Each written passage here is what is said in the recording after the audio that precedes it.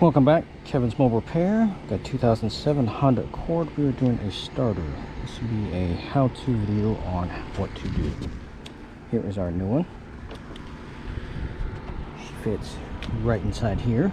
In order to do so, got to take off this intake manifold. So, here's how we take off the intake manifold. Got some 12s.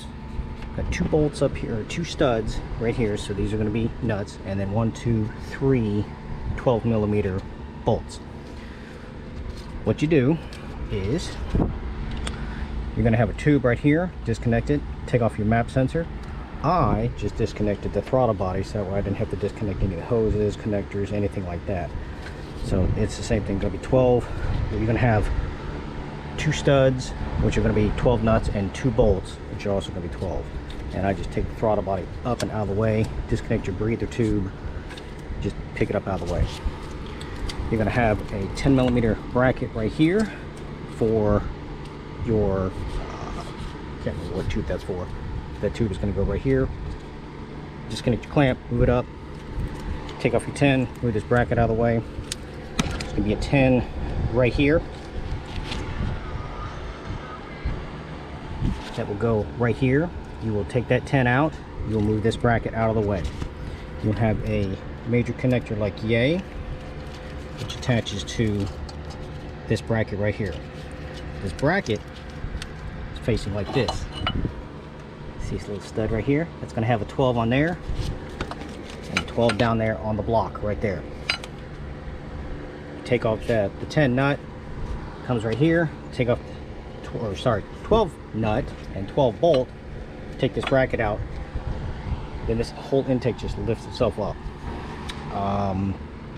What else do you need to take off? That is about it for the intake. Oh, got a tube over here too. This little one right here. Just move it up and out of the way. You also had this tube, which goes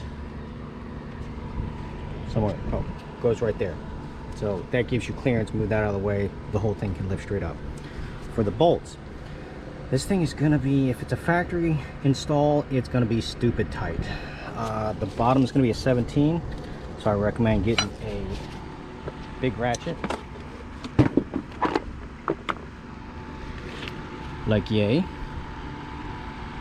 so that way you can bust that 17 loose. The top one is an elongated one like yay. If you've ever done a starter on a Civic or anything with the older 2.4 motors, you'll know what this kind of bolt is. So it's going to be a 14 up top.